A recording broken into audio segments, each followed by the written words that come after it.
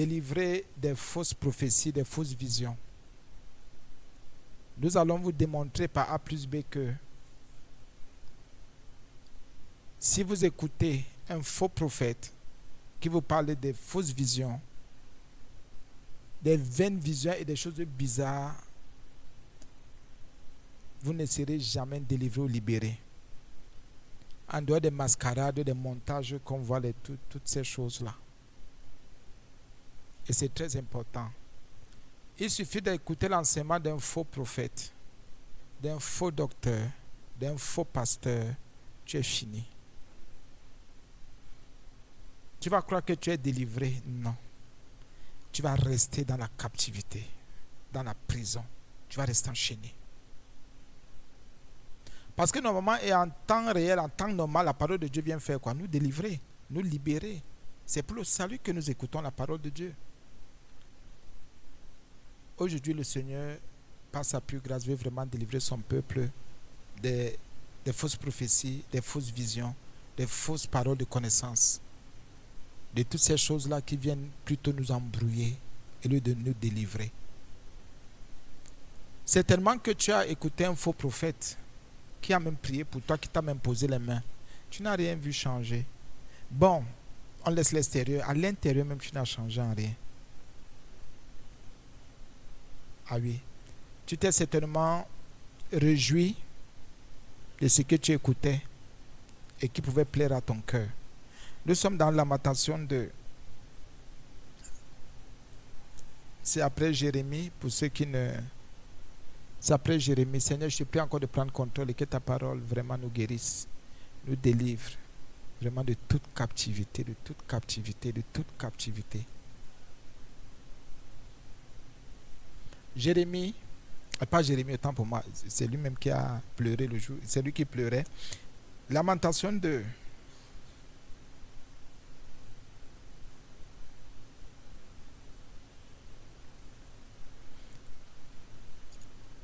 Vous savez, quand le Seigneur parlait souvent, bien quand il parle, quand il dit peut-être la fille de Sion, la fille de Jérusalem, il s'adresse à son peuple. Ce n'est pas parce que quand on dit fille de Sion, fille de Jérusalem, tu ne vas pas seulement aller t'asseoir, tu cherches une fille, non, c'est le peuple. Il faut comprendre ces symboles-là. Il faut comprendre ces choses. C'est très important. Donc, c'est pour que tu comprennes, hein, et c'est important.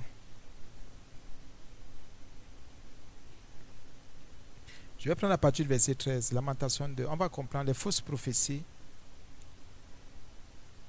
les fausses visions ne permettent pas la délivrance, jamais.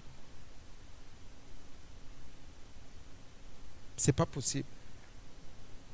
Pourquoi? Parce que ces fausses prophéties et visions et ces fausses choses-là nous retiennent dans les chaînes, dans les prisons. Et on se réjouit, on reste plutôt dans ces choses-là, au lieu d'avancer, de grandir. Que dois-je dire?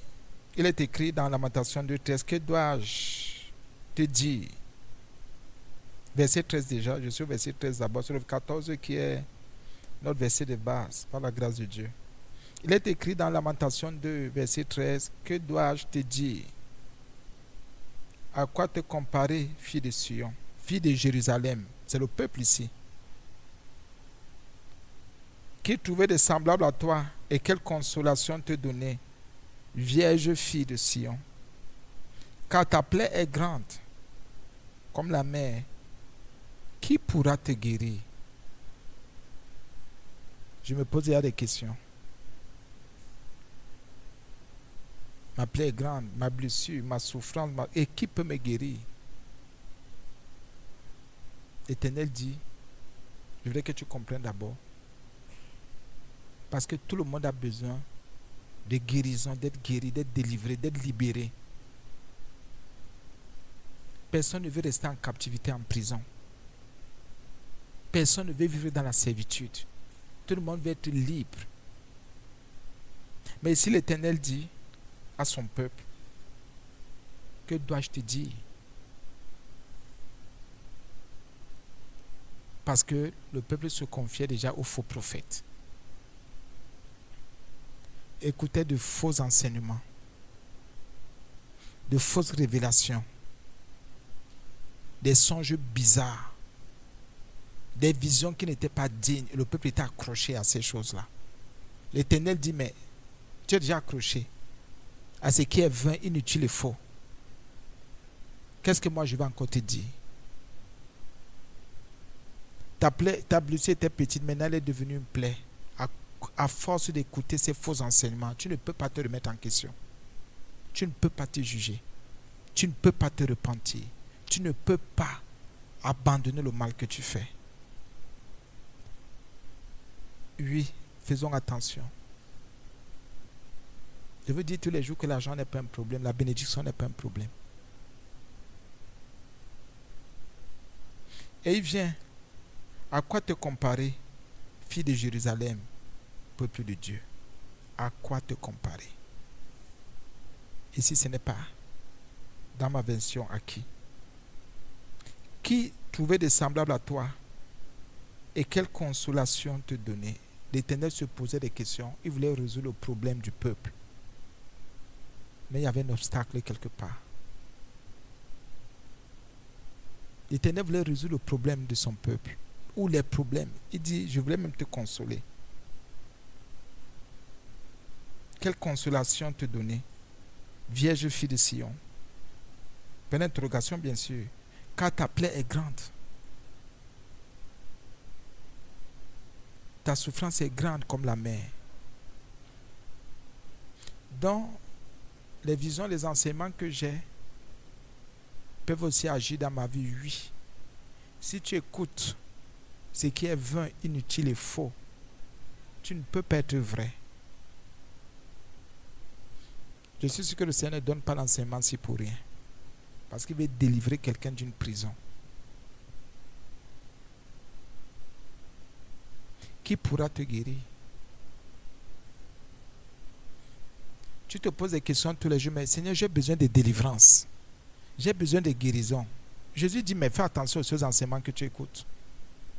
Aux prophètes que tu écoutes. Tu veux des guérisons, tu veux être guéri. Et il dit, ta plaie est comment? Ta plaie est grande, comme la mer. L'Éternel même qui parle, lui qui guérit toutes les maladies. Il dit, qui pourra te guérir? C'est pour ça que vous voyez certaines personnes avaient un genre d'enseignement. Il y en a qui ne peuvent pas être renouvelés. Ces gens ne peuvent pas changer. Je vais revenir sur la guérison. Oui, aujourd'hui, c'est la délivrance des faux, des faux enseignements, des faux prophètes, des fausses visions. Toutes ces choses inutiles que nous avons écoutées, que nous gardons, qui ne peuvent jamais nous libérer, au contraire, qui nous retiennent. Verset 14. Écoutez ce que l'Éternel dit à son peuple. Il dit, qui pourra te guérir? Personne. Même lui-même, l'Éternel ne peut pas. Il ne peut pas. Qu'est-ce qui dépasse Dieu? Qu'est-ce qui dépasse Jésus? Les prophètes, les docteurs, les apôtres, les bishops, les archibishops, les évangélistes, les pasteurs. La Bible continue. Tes prophètes ont eu pour toi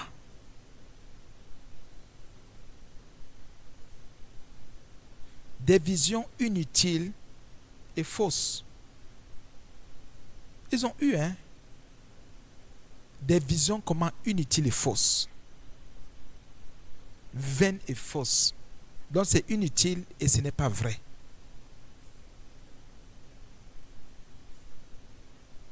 Même les féticheurs écoutent la parole de Dieu. Même les féticheurs prêchent la parole de Dieu. Même les marabouts prêchent la parole de Dieu. Même les sorciers, allez seulement sur le net.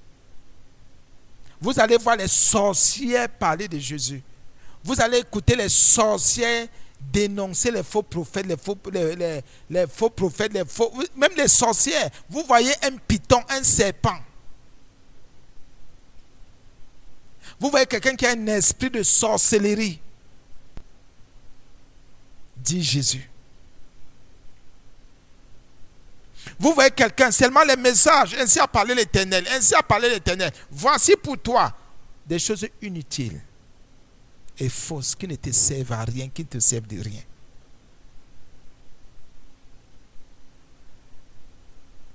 Imaginez un peu si 15 pasteurs vous ont imposé les mains. Vous allez porter leur fardeau. Vous allez porter. Si un faux pasteur t'a imposé les mains et tu sais qu'il est faux, tu ne t'es pas repenti. Les démons qu'il a mis dans ton corps sont encore là. Si un faux serviteur de Dieu qui a dit là avec les marabouts, avec la franc-maçonnerie, avec la croix, qui a dit là avec les ténèbres en gros et en général, avec le diable, t'a enseigné, tu as gardé et tu sais qu'il est faux, ça va rester en toi. Pour que tu sois délivré, libéré, ce sera difficile. La Bible dit que oui, même les faux prophètes ont des visions, ont des songes. Mais la seule différence, que c'est inutile et c'est faux. Et Jérémie me dit quelque part que ces gens prophétisaient selon les penchants de leur cœur. Donc ils orientaient les prophéties selon leur propre cœur. Tu écoutes qui? Tu te confies à quel prophète, à quel faux prophète, quelle fausse prophétesse? Et quand tu finis d'ouvrir ton cœur, de parler, de te confier, tu viens dans une assemblée comme celle-ci, tu fais comme si ça ne va pas, comme si le ministère ne travaille pas, comme si Jésus ne travaille pas ici. Autant que tu as donné, tu t'es confié ailleurs, tu as ouvert ton cœur ailleurs, c'est comme si c'est nous le problème. Ce sont aussi des faux prophètes. Dieu m'a montré que, quel est le frère qui vient te voir pour te dire que Dieu t'a montré telle chose, telle chose. Dieu m'a montré que tu es comme ça, tu es comme ça. Quand du faux prophète, ne regardez pas seulement à ceux qui enseignent. Même vos frères, vos sœurs qui ont des visions et qui ne peuvent même pas vous libérer d'un péché, d'une captivité. Je vous ai fait le témoin d'une dame ici qui disait qu'elle a des visions seulement quand son mari voulait prendre son salaire, sachant qu'elle s'est déjà endettée, et elle prend tout le salaire de son mari. C'est là qu'elle a la vision avant de prier, elle dit des choses. C'est quand le salaire de son mari tombe qu'elle a monté des trucs avec les gens du dehors, tout le salaire part. Elle a eu des visions pour dire comment je suis un faux pasteur. Oh, comment je permets ceci. Qu'est-ce que je permettais? Je ne vois pas où le problème si je dis que je suis marié, mon épouse s'assied à ma droite. Moi, je dis, je n'ai pas le Seigneur s'est révélé à moi pour dire, si je suis marié, mon épouse s'assied à ma droite, pas à ma gauche. Dans le monde, c'est à la gauche. Non, c'est la droite. Comment il peut faire ce que son épouse s'assied à sa droite? Voilà, elle a pris, elle a commencé avec les visions, elle a donné à son mari. Son mari a commencé à dire partout que je suis un faux prophète. Comment je peux accepter? Ils ont fait un front commun. Aujourd'hui, là, voilà qu'il part demander le divorce à son mari. Et dit à son mari, la maison qu'on a conçue, je te mets dehors. Ses visions étaient comment? Qui était son problème? Faites attention aux visions, aux songes, aux prophètes qui vous parlent, qui prient pour vous, aux mensonges que vous acceptez. Ça veut dire que quand le faux prophète prie pour toi, il déclare des paroles dans ta vie, sache que tu es ensorcelé, tu es envoûté, tu es possédé. Je sais ce que je dis par l'Esprit de Dieu. Par le Saint-Esprit, je sais ce que je dénonce.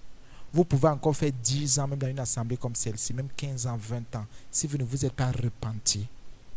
Ce que le faux prophète, faux docteur pasteur a fait sur vous, le faux frère, ça va continuer à travailler. Je vais prendre un autre exemple.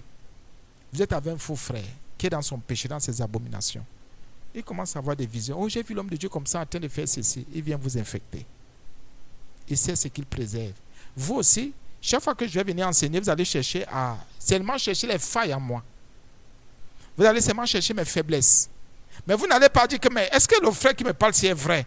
Vous n'allez même pas regarder à votre foi, à la conviction, ou à la sainteté que je prêche, à la repentance que je prêche. Vous n'allez même pas voir que c'est un modèle, mais vous allez écouter celui qui vient avec des choses, la Bible dit vaines et fausses.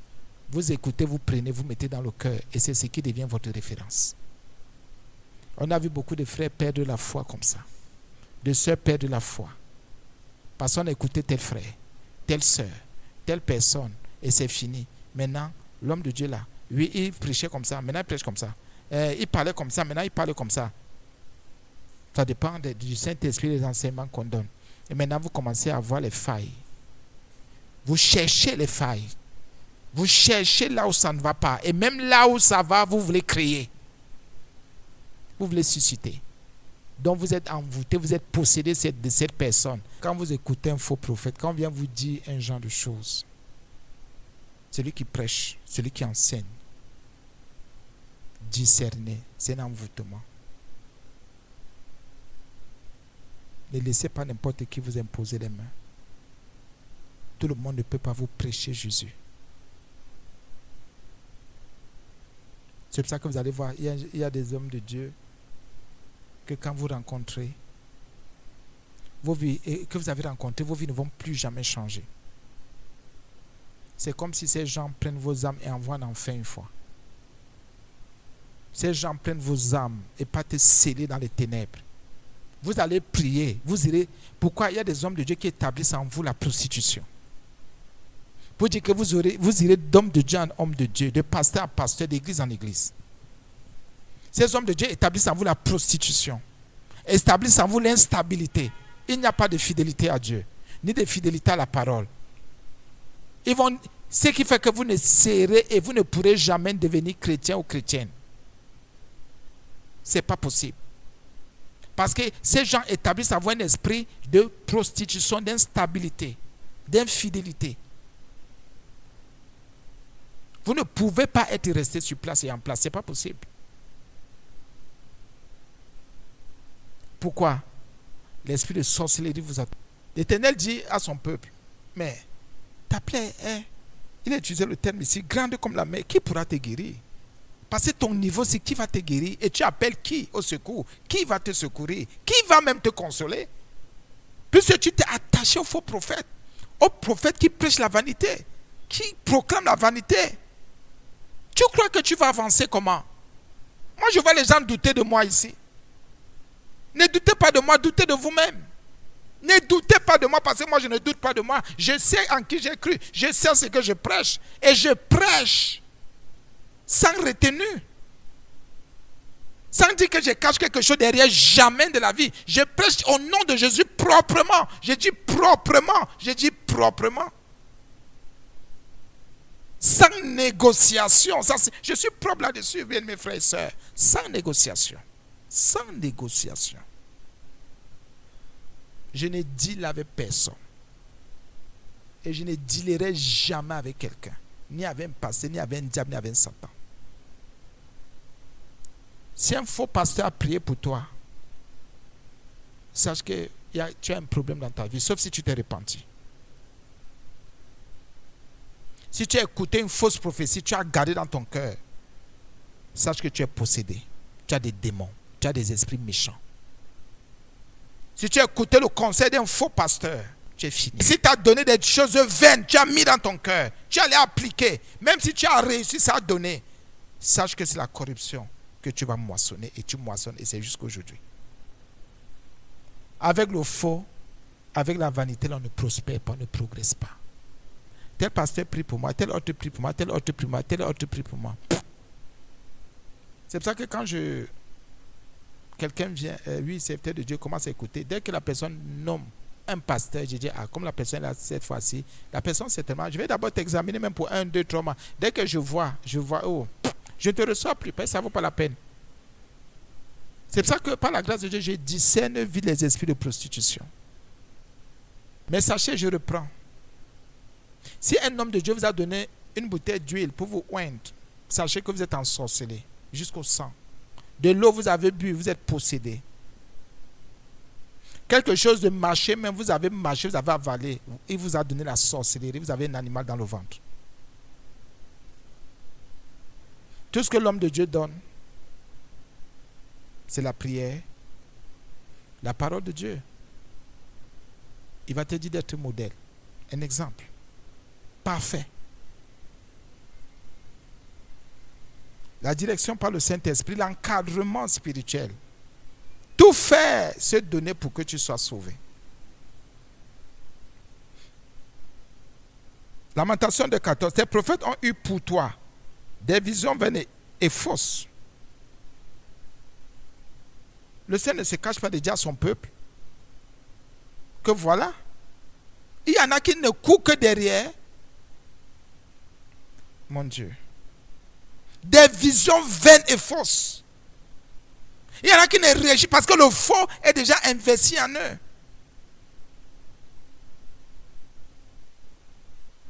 C'est vrai. Même quand j'ai un songe, une vision, je ne sais même plus. Bien mes frères et sœurs. Je vous ai dit l'autre jour que par la grâce de Dieu, j'ai discerné déjà, je sais que ça c'est le diable. Ici c'est le Seigneur qui me parle. C'est pas la grâce de Dieu. Pourquoi? Parce que il faut discerner. C'est pour ça que je ne peux plus jamais, si j'ai une vision, je ne peux pas me tromper. Un songe ou bien une attaque, je ne peux même pas. C'est que ici, non, là c'est moi qui ai ouvert la porte, dis donc. Ici, là, ça c'est une attaque. Là, c'est le Seigneur qui me parle. Il faut reconnaître ces choses. Il faut être vrai dans la vie. Mais pour certaines personnes, tout ce qui se passe dans leur sommeil, ce n'est que le diable qui attaque. Tout ce qui se passe dans leur sommeil, ce n'est que Dieu qui montre. C'est Jésus qui montre. Ce sont des histoires. Ce sont des histoires. Et si le faux est investi en toi, tu ne pourras jamais discerner. Tu vas seulement dire que c'est l'ennemi qui en a contre toi. Si c'est une vanité qu'on a investie en toi, tu vas seulement dire que oh, vraiment, je vais bientôt m'en sortir, réussir.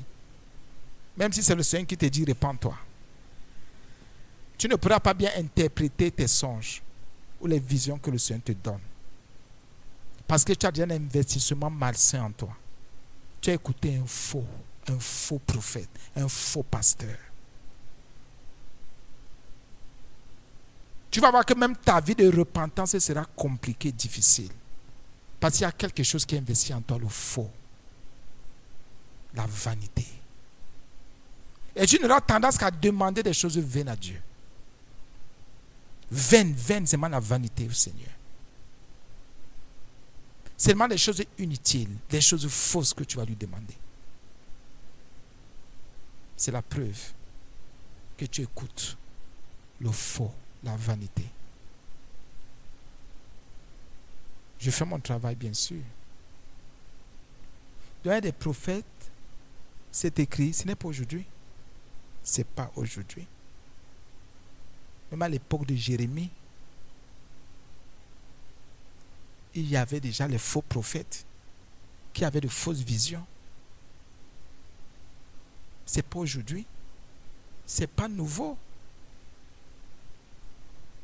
Et jusqu'à ce que Jésus revienne, il y aura même multiplication. Ils seront encore plus nombreux. Ce sont les élus qui vont résister. Ce sont les élus qui vont s'en sortir. Le diable, il est là, il est à la charge. Le diable ne dort pas. Il va commencer à susciter un faux prophète pour chaque chrétien hypocrite. C'est pour ça que la Bible dit que dans les derniers temps, les gens vont choisir leur docteur. Les gens vont dire, toi là, tu dis ce qui plaît à mon âme.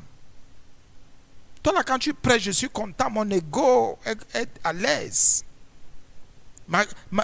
Oh mon Dieu, mon égoïsme est bien, ma cupidité est propre. Il y a des visions fausses. Vous qui écoutez les enseignements, il y en a qui ont des visions fausses. Il y a des serviteurs qui ont des visions fausses. Mais la Bible est claire ici. Il dit à son peuple, tes prophètes. Jésus ne dit pas, Dieu ne dit pas ici mes prophètes. Il dit tes prophètes. Quand un prophète commence à dire ce qui nous plaît, faisons attention. Quand un serviteur de Dieu commence à dire ce qui te plaît, fais attention. Fais attention. Quand il commence à dire quelque chose qui réjouit ton cœur, c'est pas bon, c'est pas un bon signe. Dieu parle aussi à travers les signes, nous le savons tous. Ce n'est pas aussi mauvais de regarder aux signes.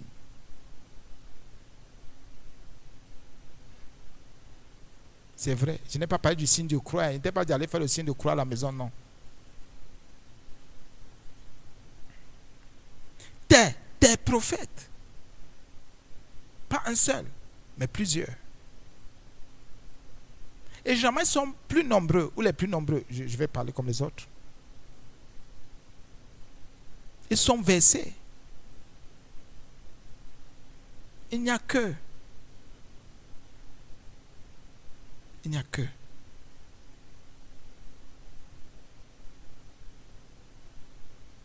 Bon, voilà maintenant le problème.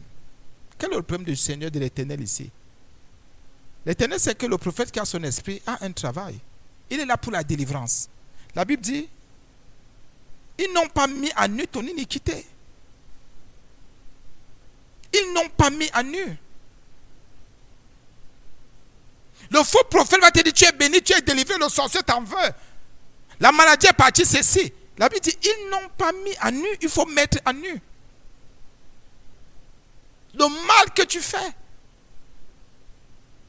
Le vrai prophète met à nu, il te délivre. Il ouvre la bouche pour mettre à nu ton iniquité, tes injustices. Si tu as rencontré un homme de Dieu, il n'a pas mis à nu, c'est que c'est un faux. Tout ce qu'il t'a dit là est inutile et faux. Même s'il a prié pour toi, c'est arrivé. Il y a de fausses bénédictions. Il y a de fausses gloires. Il y a des bénédictions vaines. Et des bénédictions qui sont fausses.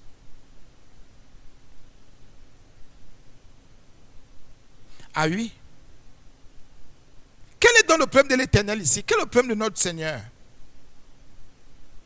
Le vrai prophète met à nu l'iniquité. L'homme a besoin de délivrance.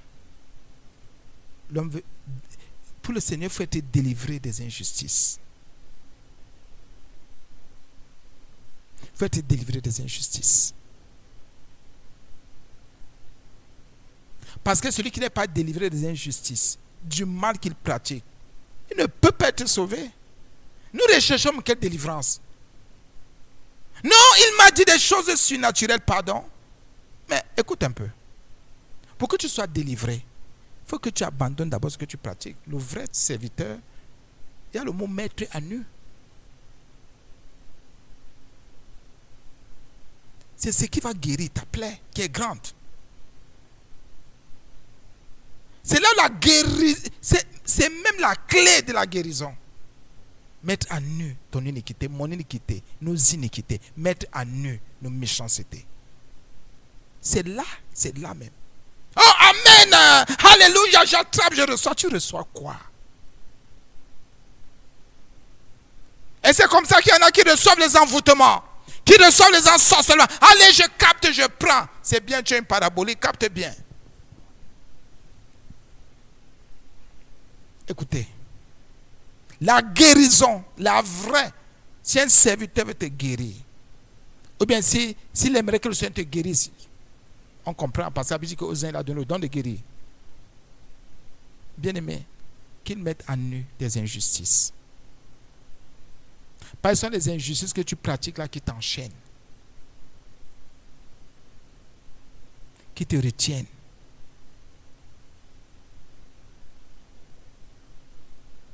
Mettre à nu. Ça veut dire que, écoutez, à partir de ce que je peux confesser, ce que je confesse, tu as ta liberté. Je n'ai pas besoin d'utiliser des supports, je n'ai pas besoin de te donner un jeûne. Mais dès que le Saint-Esprit dépose dans mon esprit, dans mon intelligence, une parole pure, sainte, saine, propre, je te donne la parole. Je mets à nu autant pour moi ton iniquité ou tes iniquités. Ça, c'est la délivrance. Si tu es réceptif, si tu crois en Jésus, tu dis c'est vrai. Je me mets à l'œuvre, je me mets au travail, je commence à me repentir. Je commence à travailler pour abandonner. Qu'on ne vous mente pas. Pendant que vous serez en train de vous mettre pour vous repentir, pour abandonner, il y a des chaînes qui seront en train d'être brisées. Il y a des maladies qui vont vous lâcher. Il y a des démons qui vont partir. C'est pour cela que le serviteur qui ne met pas nu est plutôt en train de vous noyer. Le serviteur qui ne met pas nu ne vous aime pas. Il ne vous aime pas. Oh, tu es béni. Oh, prospère dans ceci. Oh, prospère dans cela. Au nom de Jésus. Non, ce sont des histoires. Comment un injuste va-t-il prospérer? Depuis quand? C'est pas possible.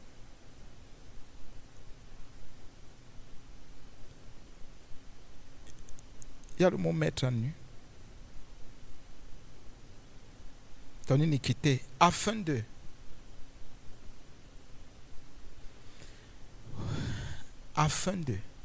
le but atteindre, ce qui est recherché, pas la prophétie, pas l'enseignement, pas la parole de Dieu. Afin de détourner de toi la captivité, la prison, les prisons. Pardon, je vais vous expliquer un principe spirituel et biblique. Prenez comme vous voulez. Oh, ce qui est biblique n'est pas chrétien. Ce qui est biblique n'est pas la nouvelle alliance. Je parle d'un principe. Nous sommes ici dans Lamentation, un livre de l'Ancien Testament. Dès que quelqu'un pratique une iniquité, une injustice, il devient prisonnier. Écoutez bien. Écoutez bien. Dès que tu pratiques une injustice, tu deviens prisonnier. Une fois. Tu pratiques 2 injustices, tu deviens prisonnier 2 fois. Tu pratiques 5 injustices, tu deviens prisonnier 5 fois. Tu pratiques 100 000 injustices, tu deviens prisonnier 100 000 fois. Qu'est-ce que le Seigneur n'aimerait pas? Il n'aimerait pas qu'on entre en captivité. Parce que quand quelqu'un perd sa liberté, quand quelqu'un est prisonnier, c'est pas bon. Prisonnier de la drogue, prisonnier des pensées mauvaises, prisonnier de l'impudicité, la fornication du terre, prisonnier de l'ivrognerie, prisonnier des intrigues, prisonnier de je ne sais plus trop quoi. La Bible dit ici que le prophète, le serviteur qui t'enseigne, il faut qu'il mette à nu ton iniquité afin de détourner de toi. Dans les prisons, les prisons sont ouvertes. Et les prisons attendent seulement que quelqu'un soit injuste, pratique l'injustice, que quelqu'un fasse du mal. C'est fini, il entre en prison. Il devient prisonnier. Il devient prisonnier. Il n'y a pas de négociation, c'est écrit. C'est pour ça qu'il dit non. Comment tu peux écouter les visions de tes prophètes? Ces visions vaines et fausses. Ils n'ont pas mis à nu ton iniquité afin de détourner de toi. Dont les prisons te cherchent. Les prisons te repèrent. Les prisons tournent autour de toi. Et attendent seulement que tu entres. Dès que tu commets une erreur, tu entres dans une prison. Dès que tu confesses ce qu'il ne faut pas confesser, tu entres dans une prison. Or, si tu rencontres un vrai,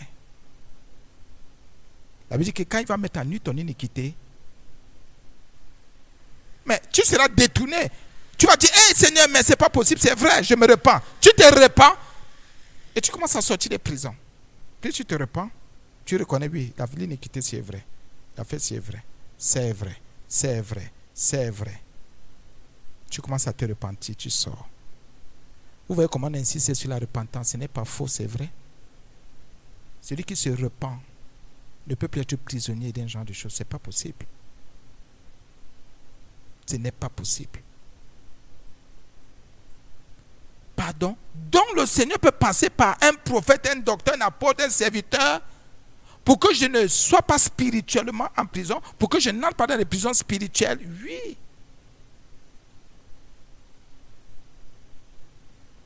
Si le Seigneur me dit, je dénonce ton iniquité, bien mes frères et sœurs, la Bible dit, il y a le mot, afin de détourner de toi, dont les prisons nous cherchent. Le diable a ouvert des cages, des prisons spirituelles pour nous enfermer.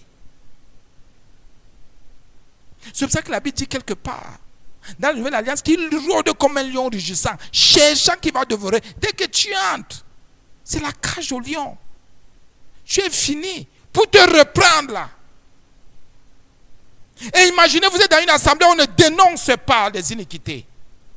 Vous écoutez les gens qui ne dénoncent pas les injustices, le mal, les ténèbres, qui ne dénoncent pas l'idolâtrie, la magie, la sorcellerie.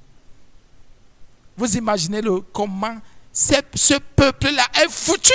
Les gens qui sont contre la repentance sont des prisonniers. C'est pour ça qu'un serviteur qui est prisonnier ne va que vous dire des choses pour que vous entriez dans les prisons. Pour que vous soyez dans les captivités, en prison, enfermés, enchaînés. C'est pour ça que vous ne vous sentez pas libre, vous ne vous sentez pas dégagé. Vous sentez qu'il y a quelque chose qui ne va pas. C'est parce qu'il y a des prisons. Afin de détourner. Donc ça veut dire quoi? Celui qui ne met pas à nu, ton iniquité ne te détourne pas. Il ne te détourne pas. Il te laisse aller tout droit dans les prisons. Tu mens, tu entres dans la prison du mensonge. Tu es enchaîné quelque part. Tu trouves que le mensonge te libère. Tu as menti, tu as eu ce que tu voulais. Tu as menti, tu es sûr que tu as réussi. Tu es en prison. Il y en a qui sont dans des prisons dorées. Qui ont menti, qui ont eu beaucoup d'argent. Qui ont menti, qui ont eu des bénédictions. Si on appelle ça bénédiction. Mais vous allez voir ces gens s'éclater. Ces gens se moquer de nous qui prêchons la sainteté, la sanctification. Autant que ces gens sont dans des prisons. Ces gens sont enchaînés. Dans des prisons. Mais laissez ça. Que le bois de là, laisse ça aux gens. Il faut prêcher le miracle, dis donc. Il faut prêcher la bénédiction, dis donc. C'est son problème là-bas. S'il n'a rien compris, il parle de quoi, dis donc? Qui nous laisse boire notre vin en paix. C'est bon, buvez. Il y a quoi encore? Est-ce que tu bois avec ma bouche ou mon ventre? Bois ton vin. Mais arrête d'avoir de fausses visions, des visions vaines et fausses. Arrête d'endormir le peuple. Arrête d'envoûter le peuple. Vous qui avez écouté les faux prophètes là, vous devez vous repentir. Et certains faux prophètes qui ont prié pour vous habitent en vous. C'est pour ça que vous allez voir, c'est même bizarre. C'est vrai. Si un serviteur de Dieu a prié sur toi et il a dit là avec le diable, sache qu'il t'a consacré au diable. Ça c'est clair. Un serviteur de Dieu qui prêche, qui est sorcier, qu'on a initié en sorcier, s'il dirige une assemblée, ça veut dire que tous ceux qui sont dans cette assemblée sont initiés, il les initie en sorcellerie.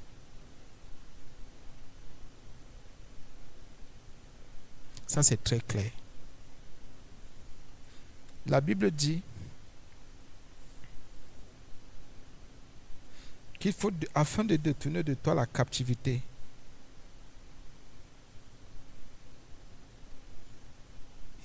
donc il faut éviter la prison, oui. Donc il faut éviter, oui, on évite. Parce que n'oubliez pas, même sur le plan spirituel, c'est la même chose. Comme vous voyez les prisonniers là, on peut dire à tel 6 mois, tel 1 an, tel 20 ans, tel 15 ans, tel 3 ans, 8 ans, oui. Sur le plan spirituel, c'est la même chose. C'est même pire. Parce que, en fonction de l'injustice que tu pratiques, le diable peut te donner un nombre d'années bien arrêté de captivité. Plus ton injustice est profonde, plus le nombre d'années de captivité, plus c'est élevé. Si ton injustice est juste simple, et plus tu insistes dans les injustices, dans les iniquités, plus le nombre d'années aussi de captivité augmente. Parfois, il y a des captivités à vie. C'est pour ça que vous voyez des gens mourir étant esclaves. Mourir étant enchaînés. Vous voyez quelqu'un mourir, on vient me prendre, on vient me chercher, tel, le voici, tel voilà. C'est la captivité. Cette personne, ce sont ses iniquités qui sont en train de parler. Et on dit, mais tu as vécu étant dans les géoles, étant enchaîné par nous, on vient te chercher au dernier jour. Oh vraiment, telle personne en mourant luttait, faisait comme ça, disait que voilà tel qui vient chercher. Puis ce sont ces gens que tu as servis. Donc en fonction des iniquités, des injustices que nous pratiquons, nous entrons dans des prisons. Des prisons de 5 ans, 12 ans, 8 ans, 20 ans, 30 ans, 40 ans. C'est pour ça qu'un vrai enfant de Dieu ne dort pas, ne ferme pas ses yeux s'il ne s'est pas repenti d'une iniquité, ou bien s'il ne s'est pas repenti de ce qu'il a pratiqué dans la journée. S'il n'a pas demandé pardon à Dieu. Dès que tu te repens, tu sors, tu te repens, tu reconnais, mais il faut être vrai, il faut être sincère. Sinon tu restes dans la prison. Et il y en a donc qui sont, et c'est vrai, dans plusieurs prisons. Enchaînés. Le doigt est enchaîné, l'autre enchaîné, l'autre enchaîné. Il y a des chaînes comme ça. Les orteils, chaque orteil est enchaîné. Les yeux enchaînés, c'est enchaîné, le cerveau enchaîné. Tout est enchaîné. Là où tu vis même, c'est une prison. Là où tu dors, ton lit est une prison. Partout où tu vas, chaque vêtement que tu mets, c'est une prison. Chaussures que tu mets, c'est une prison. Les iniquités. Donc ce que le serviteur sort de sa bouche, c'est pour détourner de toi la captivité. L'attachement aux choses bizarres, c'est aussi ça la captivité. L'attachement aux choses mondaines, aux choses charnelles. C'est pour ça qu'il faut mettre à nu. C'est là la délivrance même. Si on ne met pas à nu, tu n'es pas délivré. Tu continues à être attaché à la vanité, au mensonge, au faux. Il faut mettre à nu. Et je suis très... Non, je suis arrivé là-bas, on m'a dit quelque chose qui ne me plaisait pas. Oh, ok. D'accord. Personne n'est contre toi. Voilà, on va te dire des choses qui vont te plaire. Mais nous, on a un problème. Nous ne sommes pas là pour que les gens entrent en captivité. Nous sommes là par la grâce de Dieu. Parce qu'on aimerait tous être... C'est-à-dire qu'on nous dise des choses, qu'on se repente pour être détourné de la captivité.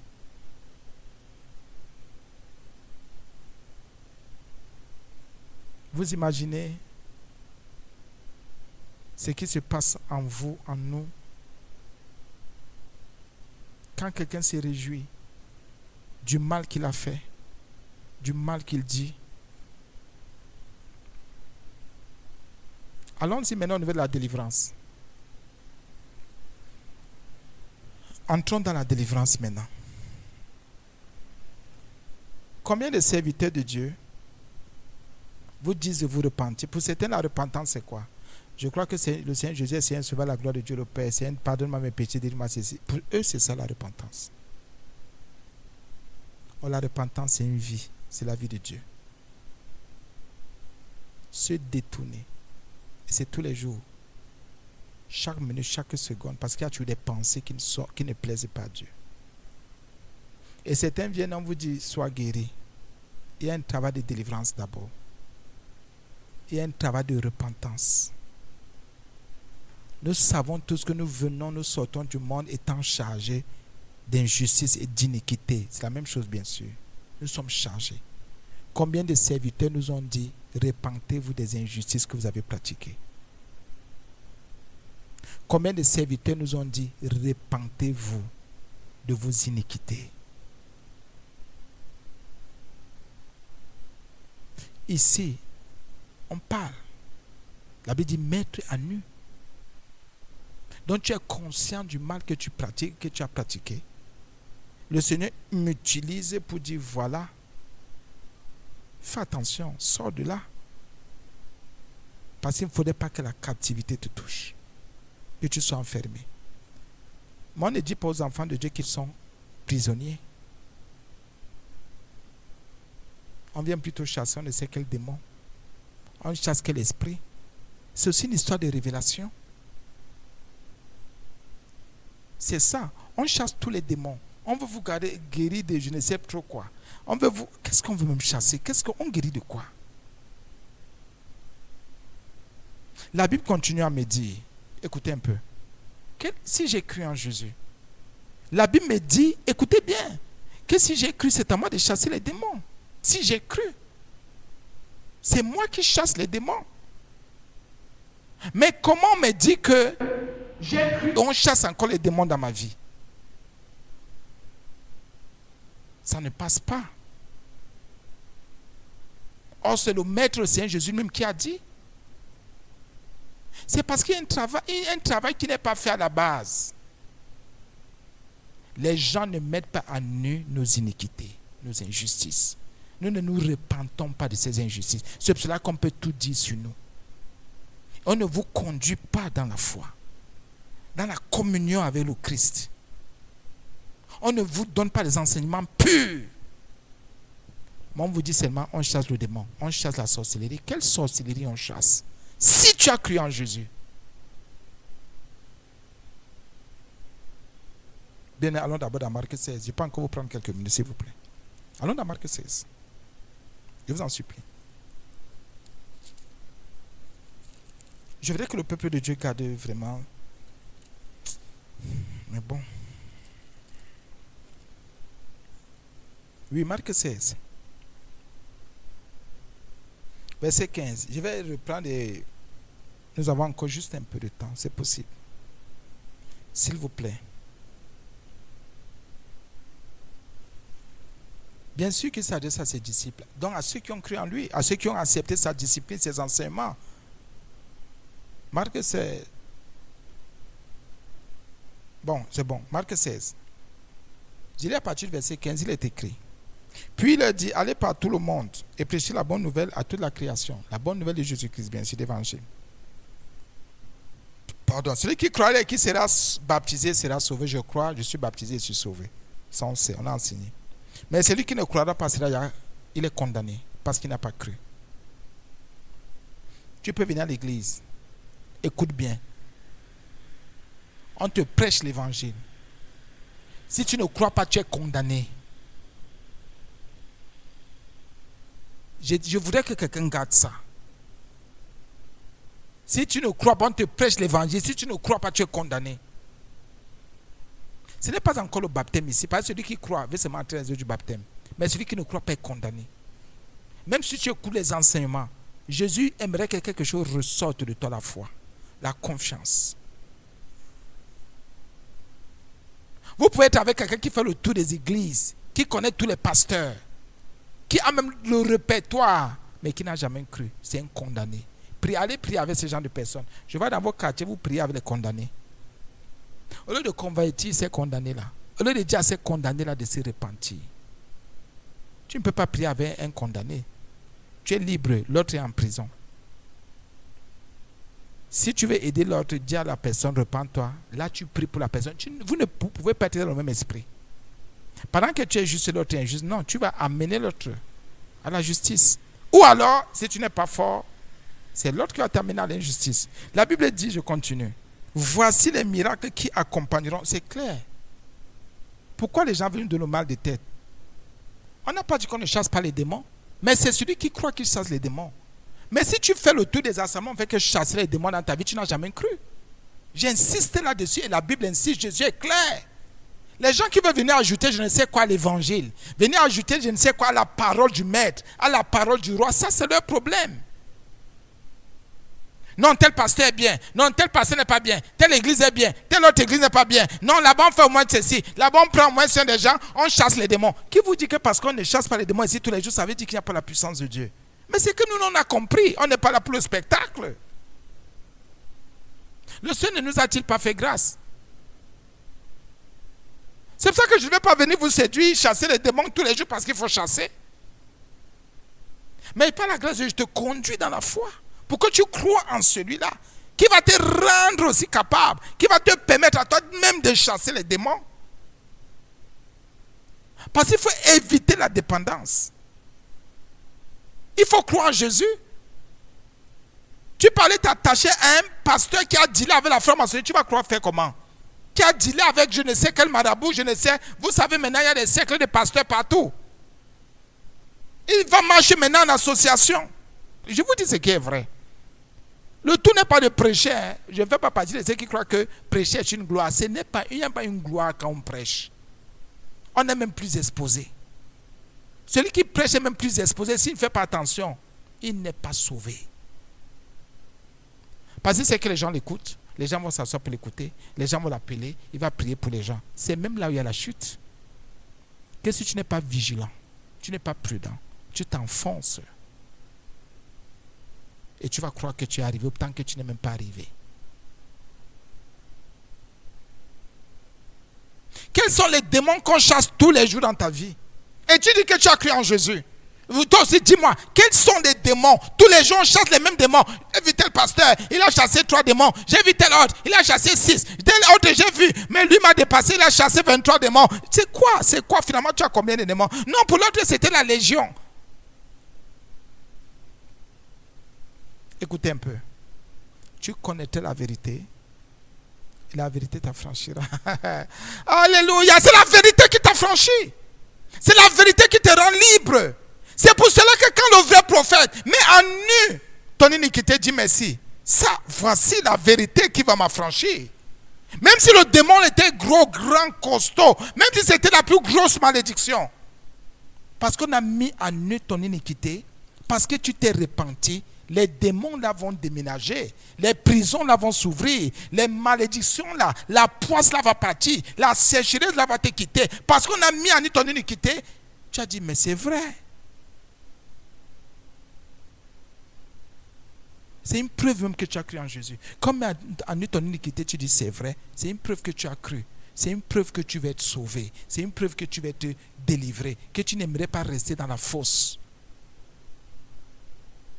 La Bible dit qu'il y a des signes. D'autres versions disent miracles qui accompagnent. On a prêché là-dessus. Mais vous voulez qu'on chasse les démons tous les jours, les mêmes démons? C'est qu'il y a un problème de conversion. Je laisse le mot conversion. Il est fort. Il y a un problème de foi.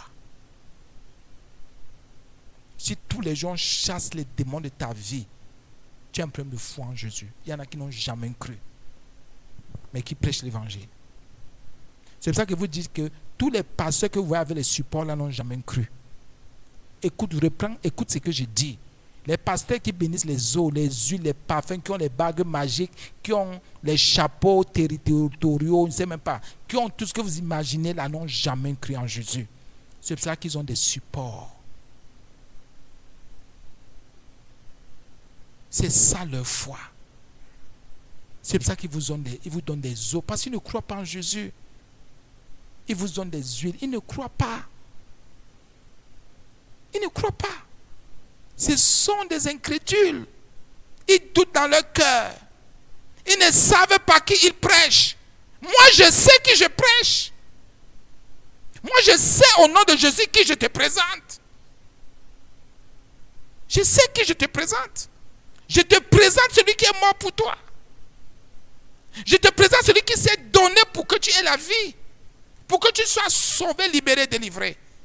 C'est lui, il est mort pour toi, pour moi, pour nous. C'est lui que je te présente. Moi, je crois donc à son œuvre. Je crois qu'il est mort pour moi. Et je mets en lui ma confiance. Je crois que ce que la Bible dit est vrai. Je n'ai pas besoin de te donner du sel. Je n'en ai pas besoin. Les faux docteurs qui ont prié pour vous, les faux pasteurs là, vous continuez à garder ça sur vous. Oui, quand l'homme l'a prié sur moi, je sentais la puissance du Saint-Esprit. Est-ce qu'il a mis en nous ton injustice? Vous aussi posez un peu ces questions à vos gens là. Et je vois comment vous vous confiez à ces incrédules. Sans foi. Et tous les jours, ils vous baignent. Tous les jours, vous envoûtent. Venez, on va chasser vos démons. Nous, on a compris par la grâce de Dieu. J'ai dit, j'ai compris au nom de Jésus. C'est pour ça que ceux qui ne sont pas la grâce. J'ai dit, on ne chasse pas les démons ici. C'est quoi? Tu es venu avec combien de démons pour qu'on chasse? Parfois, quand quelqu'un vous pose ce genre de questions, regardez la personne bizarrement que j'espère que ce n'est pas vous qui partez avec les démons dans les églises et vous voulez qu'on... Oui. Nous, on n'est pas ici dans le montage. Il n'y a pas de montage ici. On n'est pas dans la séduction ici. La Bible dit que si tu as cru, la Bible dit qu'il y a des miracles qui t'accompagnent. On te parle de quel miracle? On te parle de quel miracle? Il te suit, crois seulement. Et la Bible dit qu'il y a des miracles qui vont t'accompagner. Accepte. Dis, mais c'est vrai. Ce que moi je fais là, est-ce que c'est digne? Voilà quelqu'un qui a cru. À un moment donné, on n'a pas besoin de te reprendre. À un moment donné, on n'a pas besoin de te bousculer, de te secouer. Toi, tu sais que ça n'est pas bien. Tu sais que ça n'est pas digne. Tu sais que ça ne glorifie pas le nom de celui que tu sais. Mais les enfants de Dieu sont ailleurs. Bon, vous comprenez, la Bible dit ils vont chasser les démons. C'est la première chose qu'on fait d'abord, on chasse. C'est la première activité spirituelle de ceux qui ont cru. Ils chassent d'abord les démons. Parce que quand vous mentez pas, les démons sont nuisibles. Les démons sont nuisibles, spirituellement et physiquement nuisibles. C'est pour ça que comme première activité, pour tous ceux qui ont cru, il faut d'abord chasser les démons. C'est d'abord la preuve que tu as cru en Jésus. Le démon libère ton travail, ta famille, tes activités, tes projets, libère. C'est d'abord ça. C'est la preuve que tu as cru. Si tu ne chasses pas des démons, tu n'as pas cru. C'est pour ça que ceux qui disent, qui ne croient pas qu'on chasse des démons là, ce sont des démons. C'est la preuve que tu as cru en Jésus. Voilà. Le premier miracle, ce n'est pas que tu travailles, ce n'est pas que tu te maries en tant que chrétien, ce n'est pas que tu aies beaucoup d'argent, non, c'est que tu chasses. C'est ce qui montre que tu es spirituellement élevé, que tu as cru en Jésus. Quand tu vas commencer à chasser, mais si tous les jours tu peux monter ta tête pour qu'on chasse les démons, c'est que tu as un problème de foi. Tu n'as jamais cru en Jésus. Jamais cru. C'est une autorité que tu reçois, une puissance que tu reçois. Un miracle qui t'accompagne partout où tu vas. Il n'y a pas de que ouais, les démons vont te mater. Tu prends autorité sur les démons. Qu'est-ce qu'il y a que tu vas donner 5 000 là-bas, 200 000 là-bas, 400 000 là-bas pour qu'on chasse tes démons? Et tu dis que tu as cru. Discerner, moi discerner, je reconnais à ces gens vite. Je les reconnais vite. Quand ils voient quelqu'un, j'ai tel problème, j'ai pris depuis, je te mets de côté. Ben, si tu as rencontré 100 pasteurs, ça veut dire que tu n'as pas cru. Tu veux dire qu'il n'y a même pas un pasteur vrai, 2 pasteurs vrais dans les 100 pasteurs là. Non, c'est toi le problème, tu ne veux pas croire. Première activité spirituelle, les démons, on les chasse. Deuxième activité spirituelle, on parle en langue. Troisième activité spirituelle, on saisit les serpents. On dit que même si on est empoisonné, rien ne va nous arriver. La Bible dit qu'on guérit même les malades, on impose des mots malades. Les malades sont guéris. Bien mes frères et sœurs, vous cherchez quoi où? Dites-moi un peu. Vous cherchez quoi où et chez qui? On vous a dit ici que c'est un pasteur qui chasse les démons. C'est celui qui a cru. S'il y a un démon dans ta vie, toi, tu peux chasser. Tu le chasses. Il y a un démon dans ta maison, tu prends autorité. Dans la vie de ton fils et ta fille, c'est même plus. Tu chasses au nom de Jésus. Ta vie est bizarre. Tu es là, tu ne veux pas chasser les démons. Parce qu'on a mis quelque chose dans ta tête. C'est parce que tu n'as pas cru, c'est pour ça que tu as peur. Et un démon qui te dit, essaye-moi, tu vas voir. Tu te dis que le pasteur est plus grand. Qui t'a dit que le pasteur est plus grand? On reconnaît la grandeur d'un pasteur à partir de son niveau de sanctification. C'est pas parce que... Non. Sanctification. Et chasser les démons, ce n'est pas un don, c'est un signe, c'est un miracle. C'est pour ça que si vous voyez quelqu'un qui passe son temps à chasser seulement les démons, dites-vous que c'est là où toi ton ministère s'arrête. Je reviens à notre lamentation. Et la dernière partie dit, la Bible dit que, afin de détourner de toi la captivité, ils t'ont donné des oracles mensongers et trompeurs. Des prophéties, la parole de Dieu. Ah oui, faisons attention. Soyons prudents. Et vous allez voir que ces gens rassemblent jusqu'à. Ils rassemblent jusqu'à. Ils rassemblent jusqu'à. Ils rassemblent les incrédules qui finalement n'ont même rien avec le Seigneur. Si tu as cru en Jésus depuis, tu dis que tu crois que tu as cru en Jésus depuis des années et tu es tourmenté, ce n'est pas bon. Tu es troublé, ce n'est pas bon. Tu as un problème. Si tu dis que tu es de Jésus et tu as le trouble, le tourment dans ta vie, ce n'est pas bon.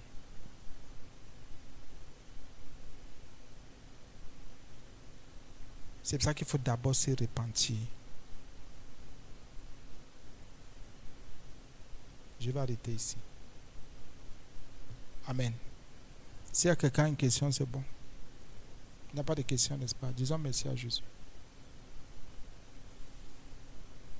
Et pardonnez-moi encore pour le peu. Au nom de Jésus, disons merci au Seigneur pour lamentation de verset 14 au nom de Jésus.